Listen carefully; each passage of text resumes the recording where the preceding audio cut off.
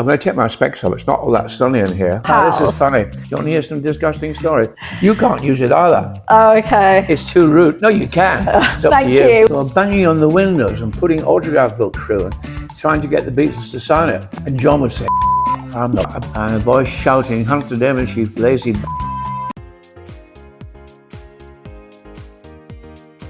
So, Hunter, thank you so much for agreeing to be on Talk About Tomorrow. It's a real honour and privilege to talk to you because you really are such a prolific author, journalist, broadcaster. So I have slight imposter syndrome today. But we are also going to talk to you about your book. You wrote the only authorised biography on the Beatles. Mm-hmm.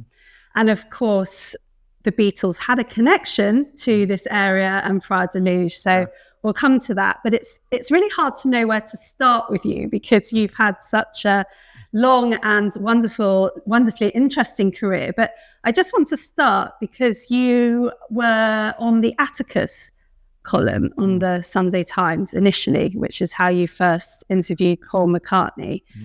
And I think one of the things that first resonated for you with the Beatles was that they were working class and came from a similar background to you. So how did a working class boy from Carlisle get to be on the Atticus column, which was the sort of domain of public schoolboys, right? I went to Durham, which is a university up in the north east, and I ran the student newspaper. And when I left them, I joined Thomson newspapers as a graduate trainee. I went to Manchester, and then I came to London on the Sunday Times in 1960. One of my predecessors, whom I never met, was an old boy of my college, and he edited the same newspaper, and he's called Harry Evans. Sir Harry Evans, have you heard of him? Yeah. Very eminent. He died a couple of years ago. Yeah. And he became editor of the Times and the Sunday Times. But I was on the Sunday Times before him. In fact, he rang me up. He was editing the paper in Darlington called the Northern Echo, and he'd just been made Journalist of the Year, a very small time provincial job. And he rang me up and said, I'm having an interview for the Sunday Times. Can I come and see you? You're the only person I know on the paper. So he came to see me, and I said, what is the job? He said, they're offering the job as managing editor. I said, but managing editor of what? You want to be managing editor of sport, economics, layout, football, or whatever. And it was really managing editor, bugger all. He was afloat. I said, don't take it. You're a provincial journalist. Stay in the northeast and you have a lovely career. But he got the job, and a year later he became editor. Oh, wow. But I joined them in 1960 on the Atticus column, and the Atticus column had been going for hundreds of years. Predecessors, it was a sort of diary column, but personal. Ian Fleming used to do it. John Buchan, who wrote the 39 Steps, Sir Cheveril Sitwell. And when I joined in the 1960s, we began boring things like, who will be our next man in Washington? As if I can. Who will next be the Archbishop of Canterbury? Yawn. And they wouldn't let me do the sort of people I wanted to interview. As the years went, I wanted to do photographers and pop stars and footballers. But I eventually took over the column in 63 or 64. And I did George Best, I did the Beatles, I did all those trendy 60s people. And in 1966, when Paul McCartney's Eleanor Rigby came out, I thought not just the music, but the words were so clever and witty for a lad from the north. You remember that line? She puts on her face, which she keeps in a jar by the door.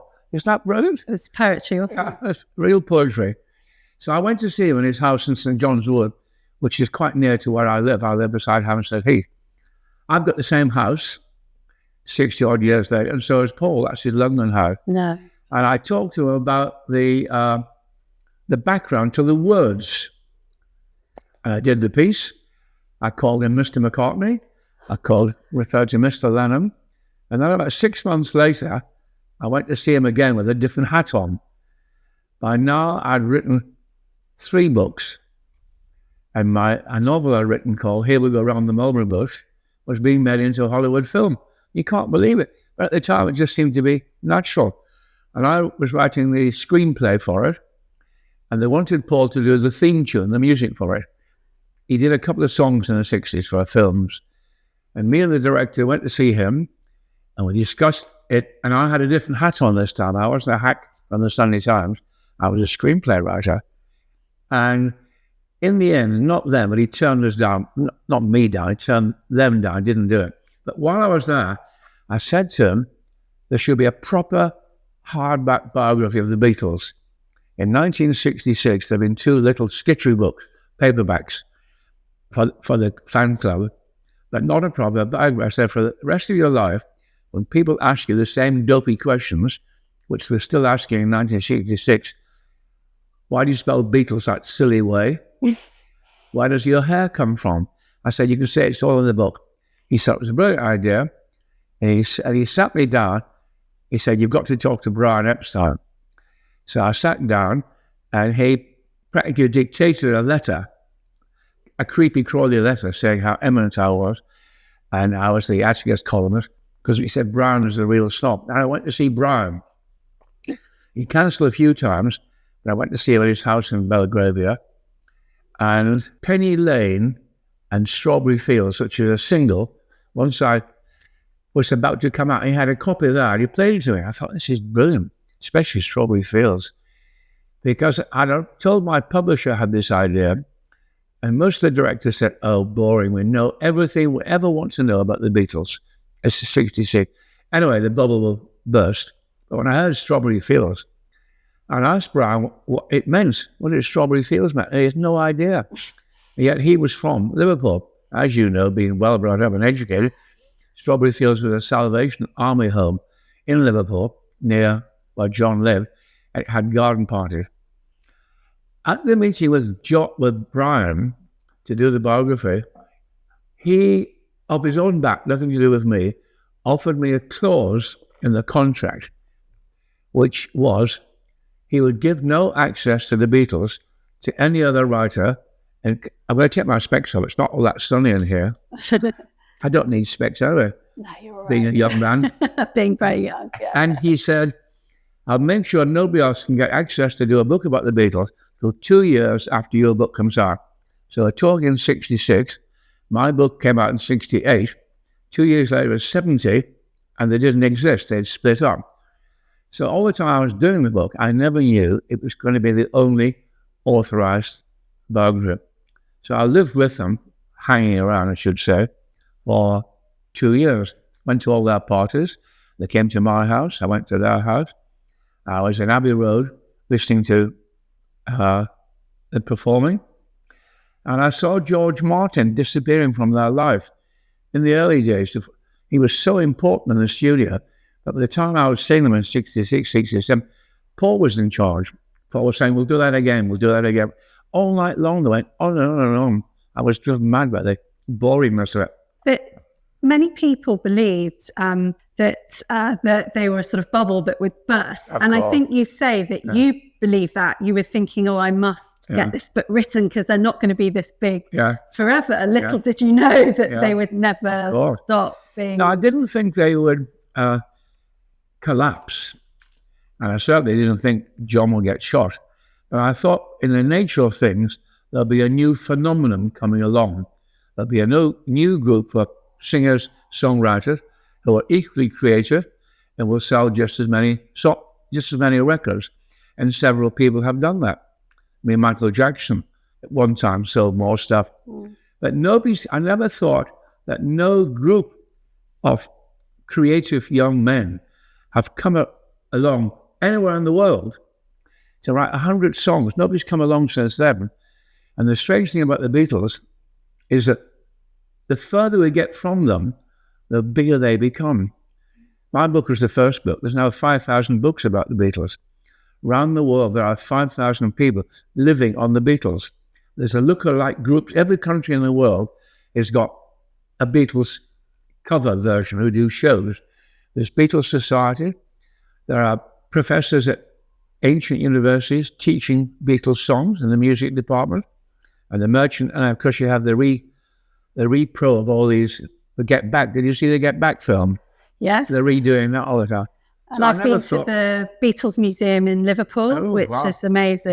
Yeah. So they've built a whole tourism I've got a present for you then. Are you a Beatles fan? Yeah, very, very big fan. Do you want me to show you a present? I would love to, yes. I'll wait till you're finished. Okay. You promised half an hour. And if you finish dead on half an hour, I'll give you a unique present.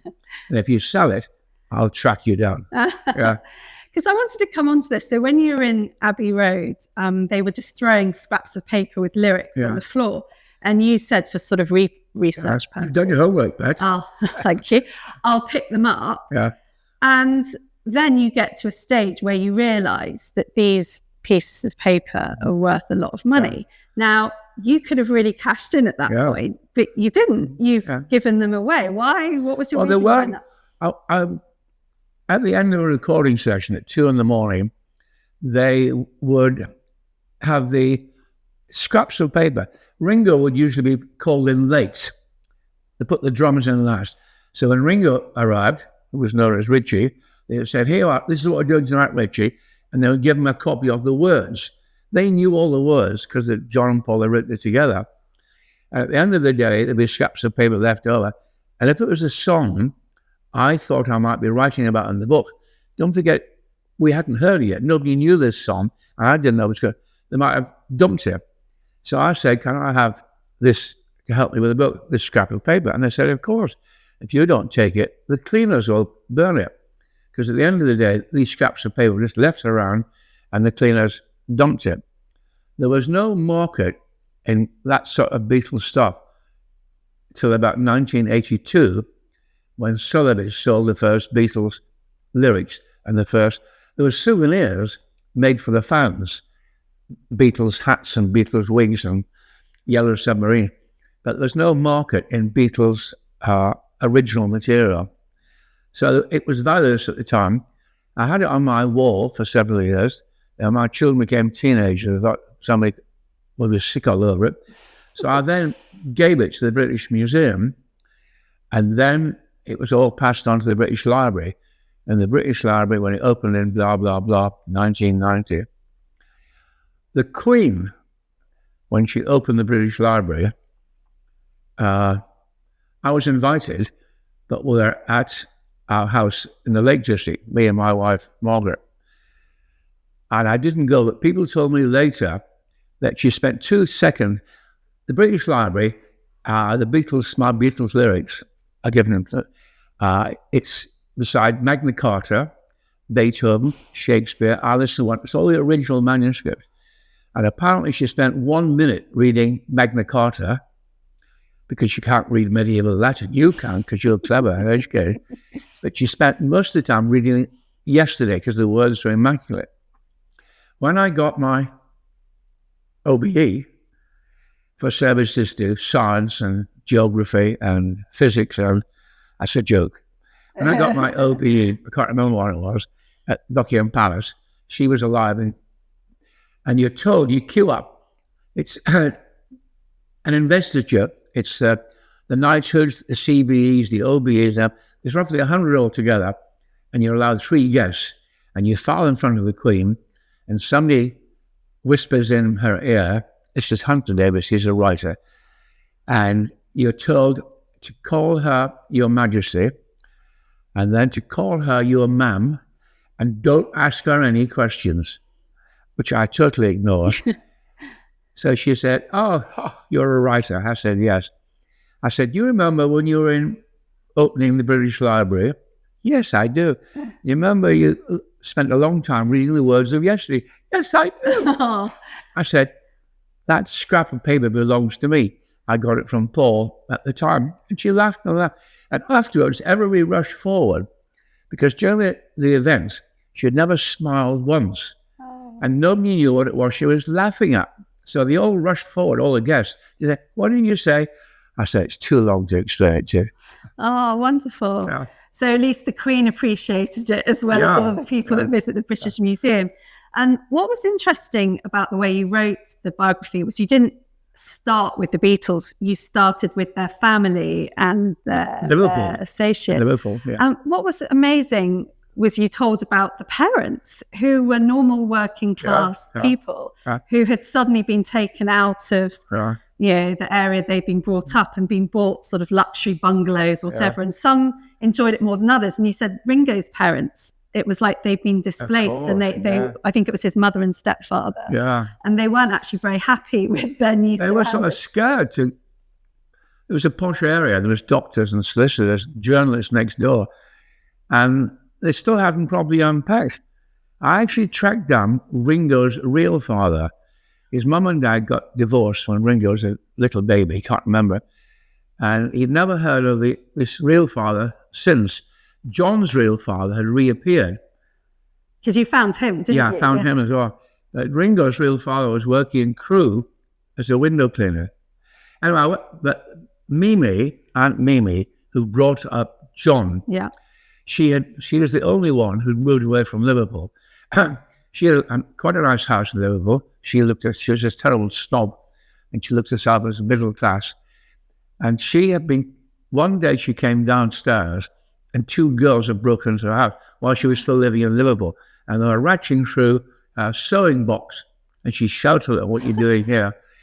And they said, we're trying to find any buttons that might have been on John Lennon's coat. And she chucked them out, and she thought, that's it, I'm moving. So she moved to a very posh part of England near Bournemouth called Carnforth Cliffs. It's now a millionaire's area. Yeah.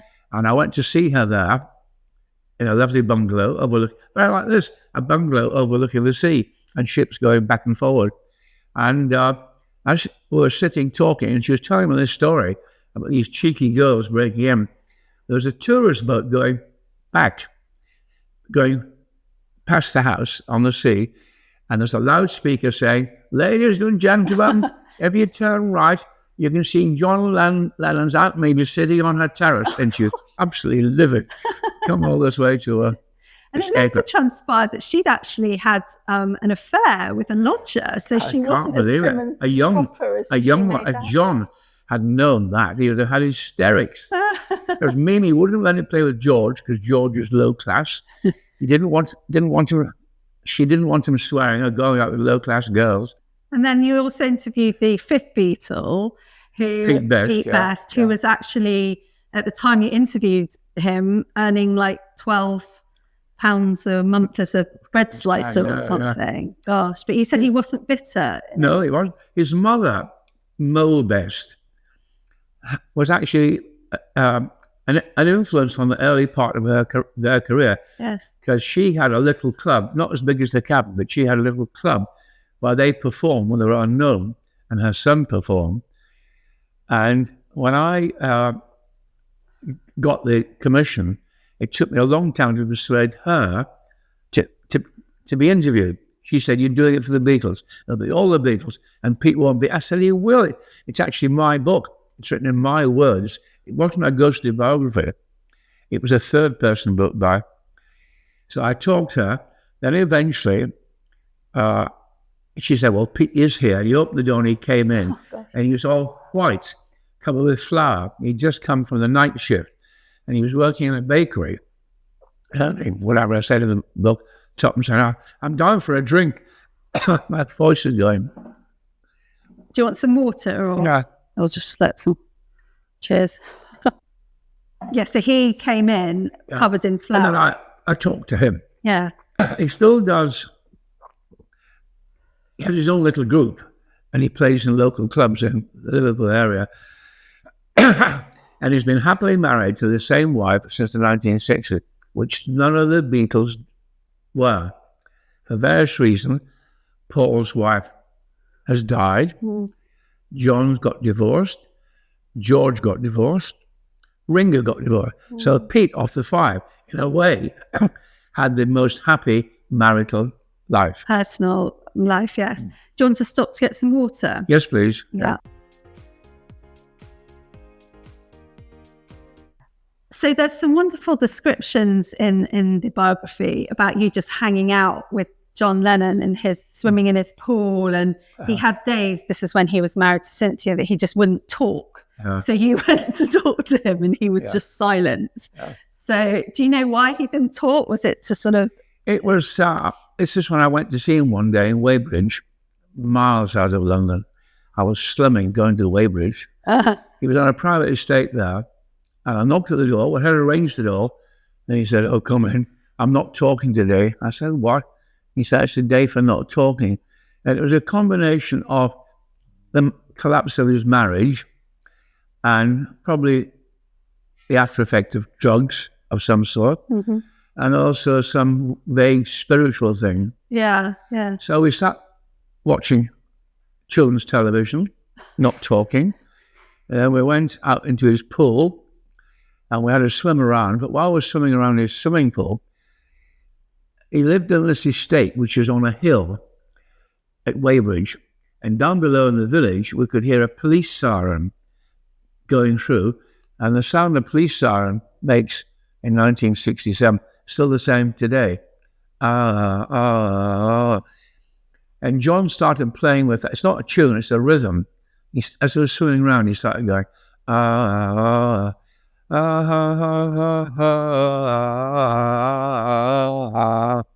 This tune came into his head.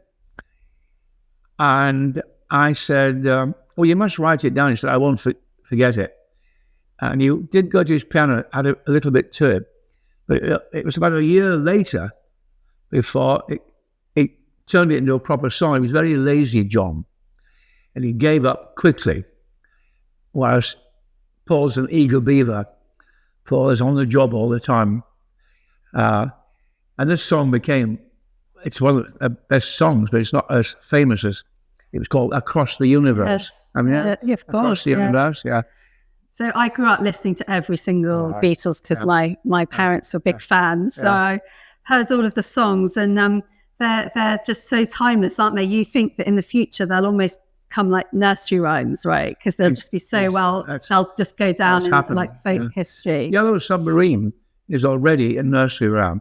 If you listen to football, as I do all the time, and you hear games in Italy or France or Germany or Lithuania, you'll hear the crowd chanting, and they're often using the tune of Yellow Submarine, da we are, it's usually some obscenity about the other team.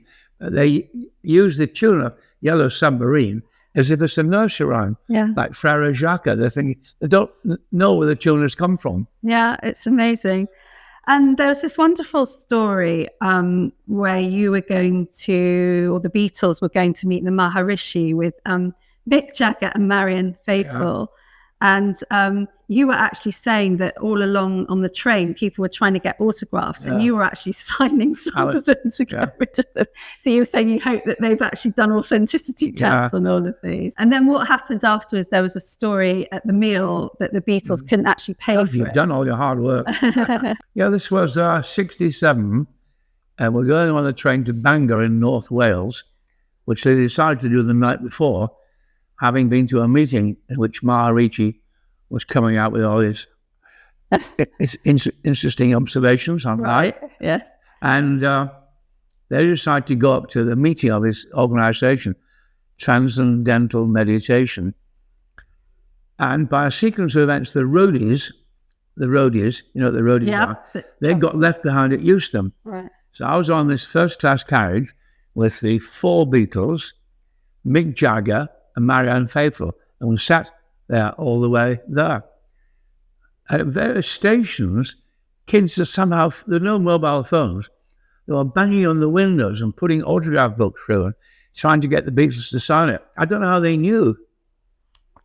And John would say, I'm not going to sign it. And if they're in tears, I would often sign John. And so you were at this meal afterwards, and the Beatles were a bit like the Queen at this stage. Yeah. They'd never carried money. Sure. And because the roadies had been left behind, they were the ones that would always pick up the bill. And then you said it got a bit awkward, and you didn't have the money. We'd gone to, after the events, which we all got a mantra, which I cannot repeat, sworn to secret, but it was blah, blah, blah, or oola, oola, something potty. We went out, me and I think Mick Jagger had gone home. Me and the 4 Beatles went to a Chinese restaurant in Bangor. And we had a lovely meal. And at the end, it came to 20 quid. and I only had £10 on me, and I couldn't pay the bill. And the Beatles had no money. When they become famous, roughly 4 or 5 years earlier, they stopped having money on their person. They either got everything for free because people were desperate to have their costume, or the roadies paid. So I said, I'm very sorry, but look, here's my card. I'm a journalist on the Sunday Times. I'll send you the money next week. No. And they could hear the Scouse accents, because often on a Saturday evening, Scousers would come across from Liverpool to the Chinese restaurant in Bangor, run up a bill and do a runner. So they're locking the door and getting their knives out. And as I was sitting there wondering what to do, George put his foot on the table like this, and he was wearing a hand-sewn pair of sandals. And he got a knife from the table and he cut the sole away, and inside the sole of his sandals was a £20 note. And 3 years earlier, he put it there because he knew that one day there would come a moment when he would need the cash. So he paid the bill. And the day was saved. And that was all. The day was saved, yeah. Now, you said the most difficult part about writing the book was the chronology of what happened in Hamburg, because you said they were on quite a lot of drugs in those days to try to...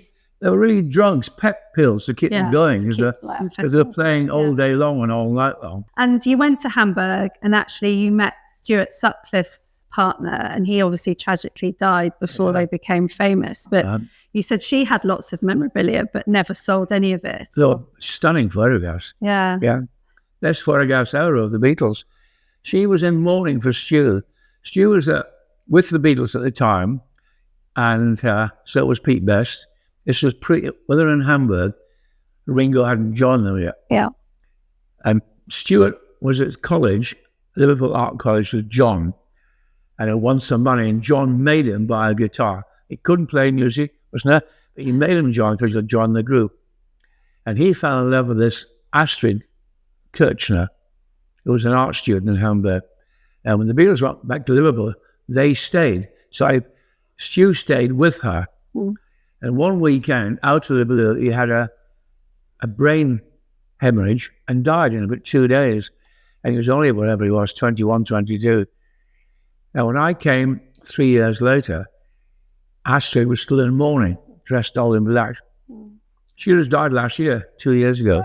Yeah. So now we move to the Algarve part of the story. Hooray. So thank you for inviting us to your beautiful house today. We're sat looking at the ocean from the window. It's absolutely stunning.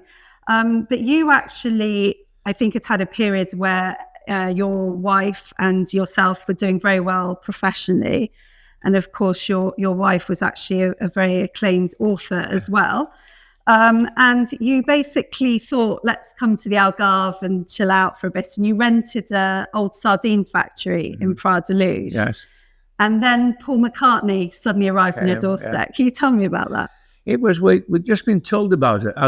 We had a year abroad because I had 2 children at the time, and they were preschool, they're 4 and 2. And we rented this, it was December, and it was called Quinta das Redes, which means nets, I think. And it was had been a sardine factory at one time, but it had been converted. It was a huge house. It came with a gardener, and it came with a housekeeper cook, and it was right on the front at Praia da Luz.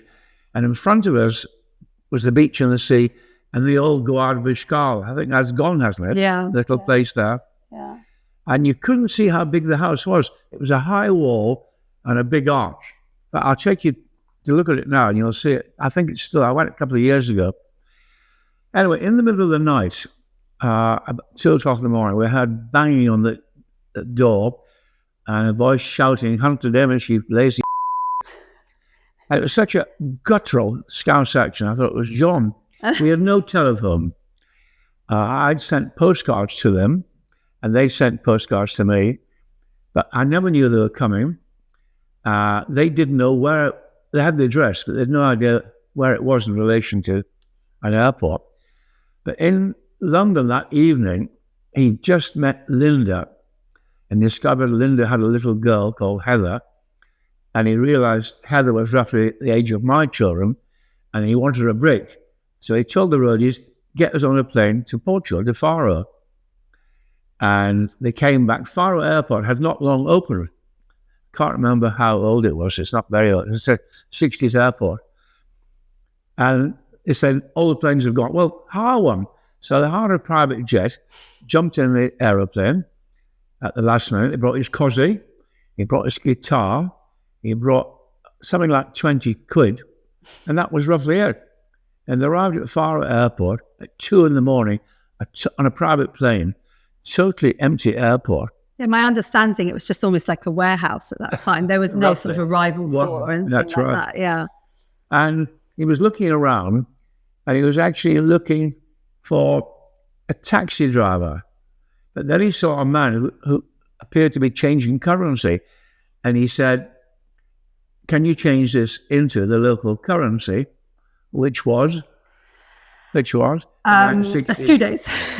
God, that was a pause there. Yeah. Louise. I actually just arrived here just after we turned to the euro. So, but yeah. So he then he did see a taxi driver. He hadn't got his money. The bloke had gone to change the money. So he jumped on a taxi with no money, not knowing that Luz is roughly 80 kilometres from Faro, and driving in the middle of the night. And I think he took it, and he didn't know where he was going, just had the address, and he had no idea if I would be there or not. I could have been back in London. Yeah. I could have been in Lisbon. I could have been in New York, where I'd been previously on tour for the book. So he just arrived and banged at the door, and we got up, and there he was with this blonde woman, American. We thought she was a one-night stand. We never thought. And they stayed with us for 2 weeks. We gave them, Margaret and I gave them our bed because it was an ensuite. And me and Margaret moved into the guest bedroom, and the 3 children slept in what we call the nursery. And they stayed for 2 weeks. And the press in Lisbon eventually found he was here, and he promised to give them one interview if they wouldn't reveal where he was. And that's the photograph. You can use that photograph. Wow, yeah, it's just amazing, yeah. In fact, if you're clever enough, the newspaper, Diário de Housefala, the daily paper in Lisbon. Right. If you could find the date, you could actually see their report of his visit, yeah. Wow. So we did the interview on the beach, and they were lovely. They went off, and what was funny was that suddenly, when the word got round, people from Lagos were arriving, knocking at the door with fruit and fish and presents, and wanting Paul to come. And so we took them round. We took them to Montjuic. Oh, did you? Which is one of my favourite places. And we took them to around the town. And he, one night on his own, went with Linda. He hired his own car at the end. And he went to the, what's that word? The hotel out in the middle of Penina. Oh, Penina. The Penina Hotel. He just went in, said, let's go and have a meal here. He went in, it was very old-fashioned. There was a 4-piece orchestra an evening thing playing.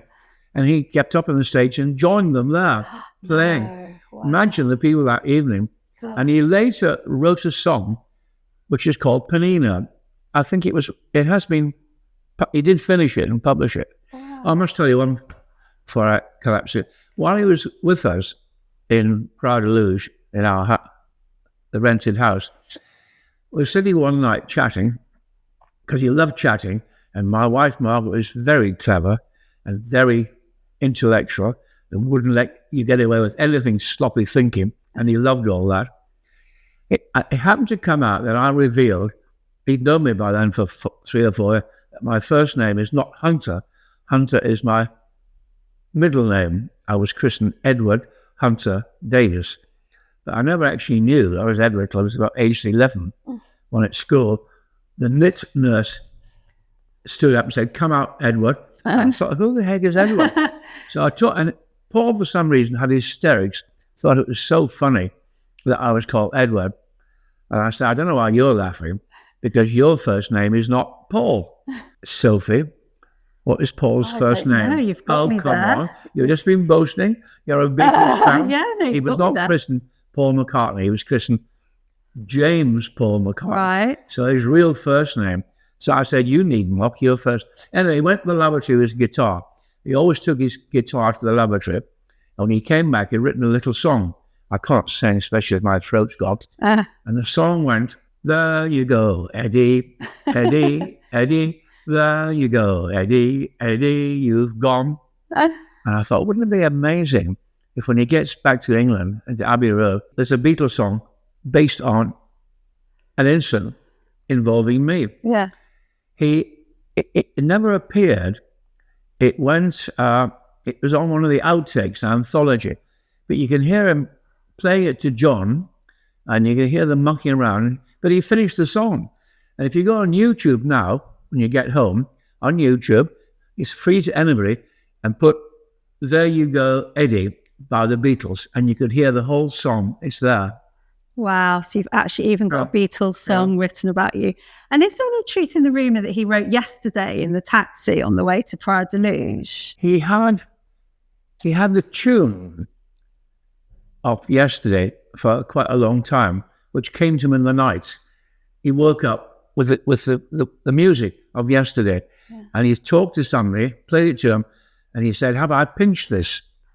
Is it somebody else's song? I said, no, never heard it. Yeah, he was in Portugal. I don't know where he was on a holiday before Linda came along with Jane Asher, his girlfriend. He was engaged to her. We thought Jane and Paul were a lovely couple. So when we saw Linda, we thought, what's going on?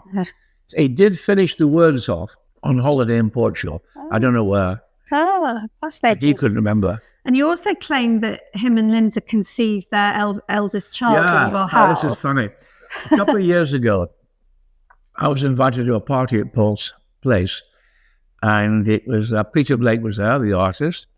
His dentist was there, and his younger brother, Michael, and his older daughter, Mary McCartney. She's the photographer. Yeah. And I hadn't seen her since she was very little. When Linda was alive, we saw them all the time and got presents from them and Christmas cards.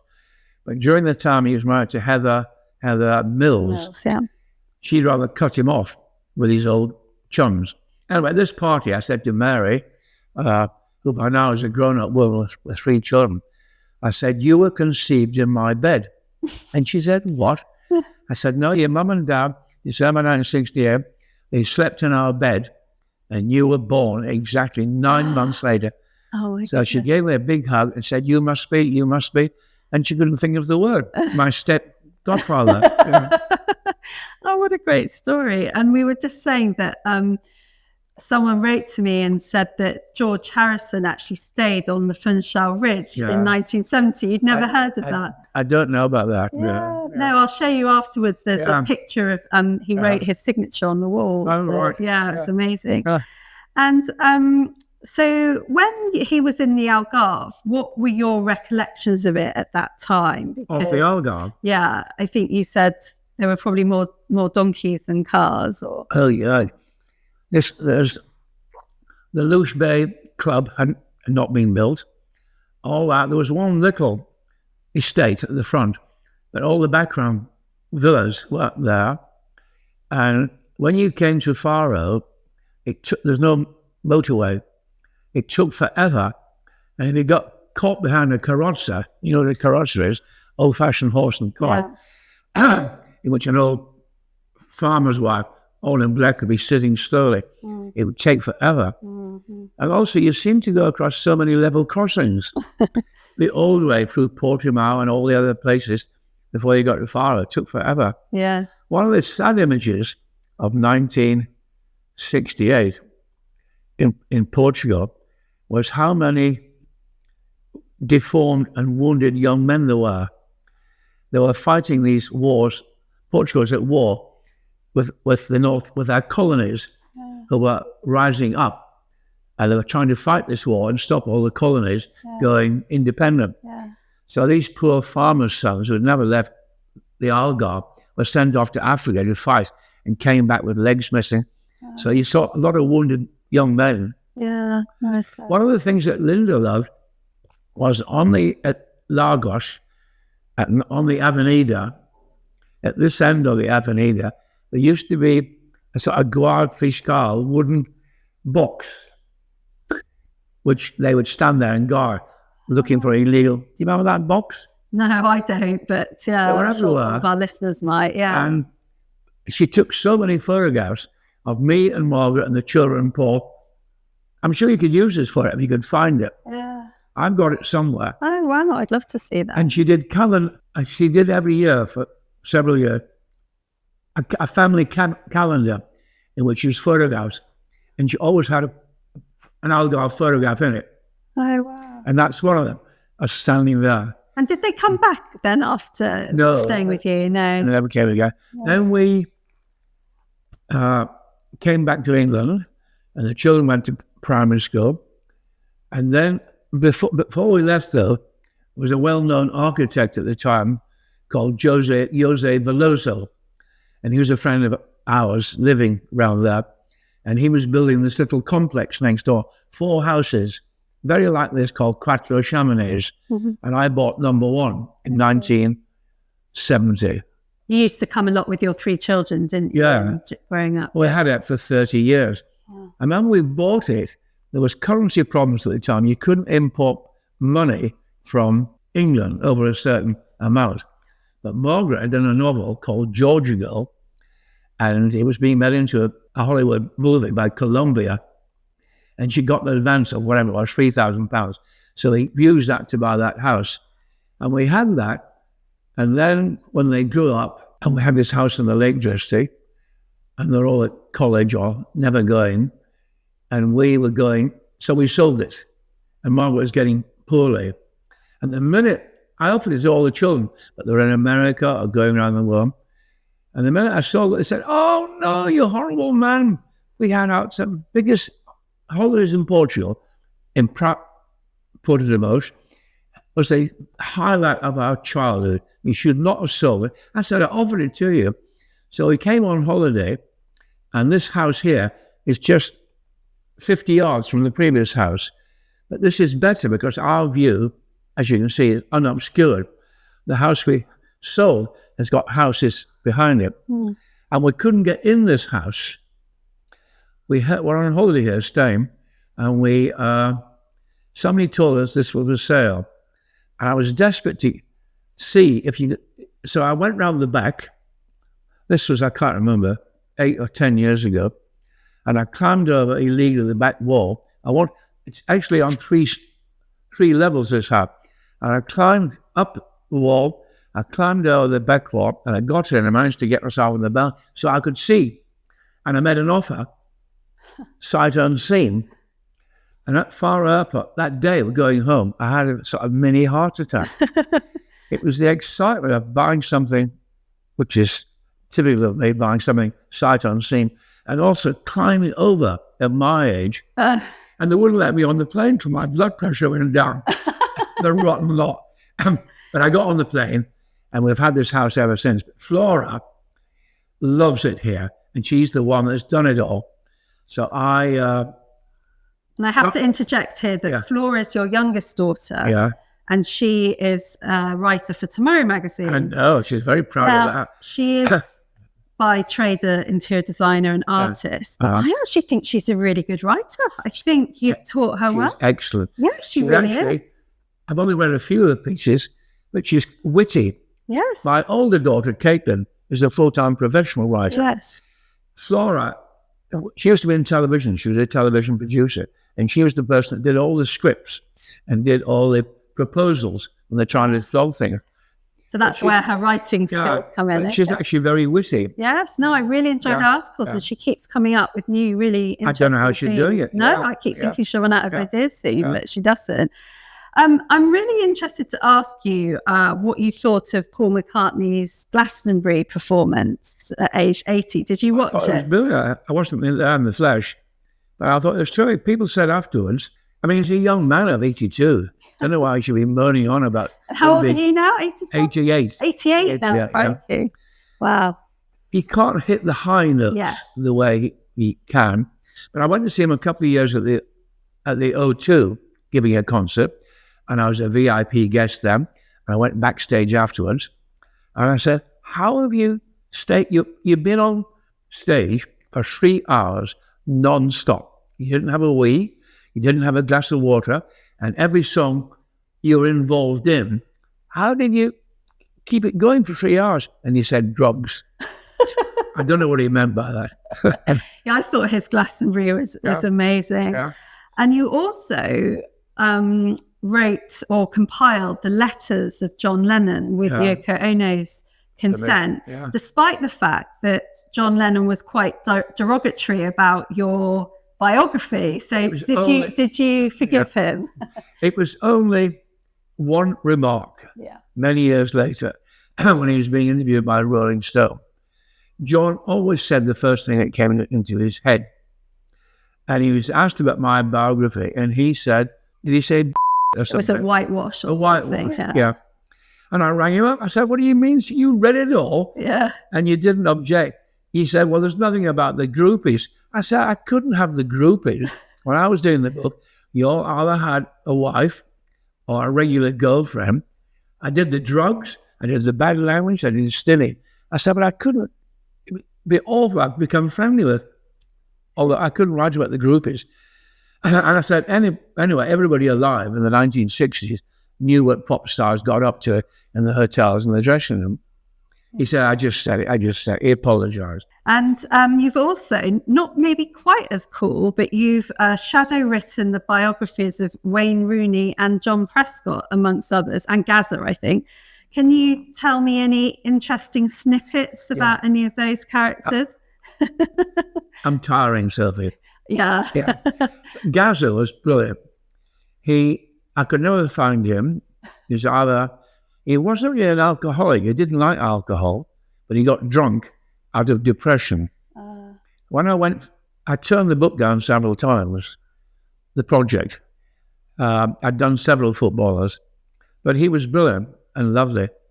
I remember he rang me up at one time and said, "I've got the whole evening free. Let's do some work on the book." And I said, "Lovely." I said, "Where are you?" And he said, "I don't know." Yeah. "But are you in somebody's house?" He said, "I think it's a hotel." If it's a hotel, you're on the telephone, just press tinkle, tinkle, and you might get reception. So they tinkle, tinkle, and eventually reception said, "Hello." And I said, "Hello, reception. Who are you? Where are you?" So the reception told me it was a hotel near Wolverhampton. Gosh. I said, "Can you give me the address?" And I jumped in my car and I drove to Wolverhampton. So that was the level of doing it, but he was such a lovely man. The Wayne Rooney sold badly. I did Wayne Rooney when he was too young. He was only 19. And he was just in the England team for the first time. And he played badly. And he wasn't really fluent as he is now.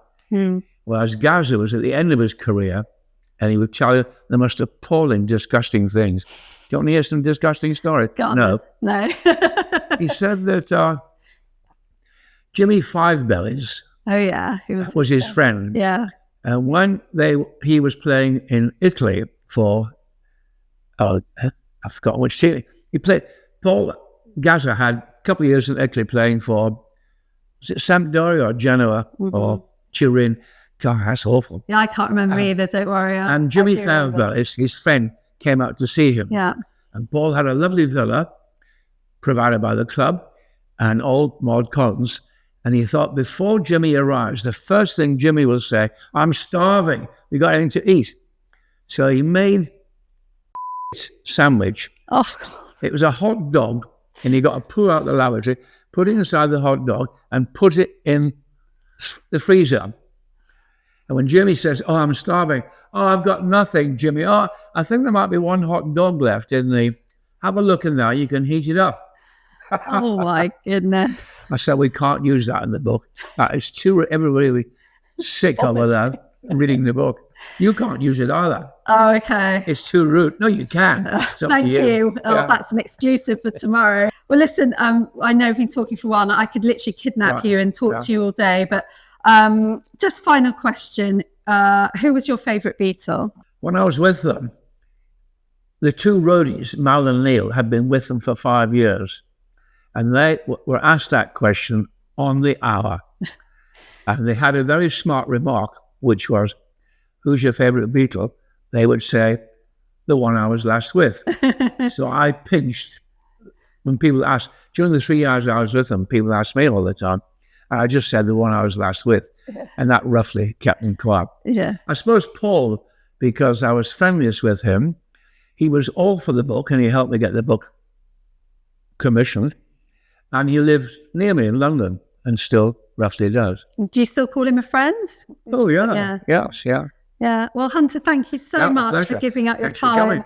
It's just so fascinating. And thank you for giving us also such a valuable insight into the history of the Algarve and how Paul McCartney was here. So And congratulations on tomorrow.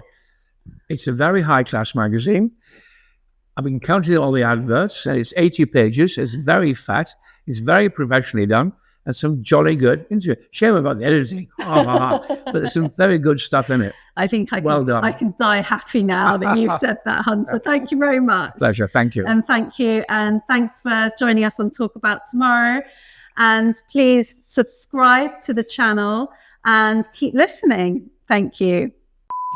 Here's your present. Oh, wow. When the Beatles were, you can see it, when the Beatles were at their height, they had a fan club called the Beatles Club. Yeah. And you subscribed to it. Right. And it ran from 1964 to 1970 till they finished. Right. And this is one of their original copies from 1965, Christmas issue. Oh, thank you. And if you look online, these are, especially the early numbers, cost about £100 now each. Wow. And the collectors are, people reproduce them. Right. But this is the original. And the thing about that was that the photographs were done specially for the magazine. Wow. Here's a photograph you wouldn't have seen. Yeah, right. Amazing. This obviously, Anne must have been a member of the fan club. Yeah, who ran it. Oh, so thank you, to Hunter. Sophie. Yeah. Phie. Phie, yeah. I love it as well how they were always like smoking cigarettes on film, which obviously you could just never do now. And also at the time, none of them were veggies. Yeah. But my father always says you can't imagine now like how cool they were. They were just so different to what had come before. And also their voices were different. Yeah. Is that you? No, it's George. Oh, it's George. I can see that now. Oh, he was the most handsome, wasn't he? He was gorgeous.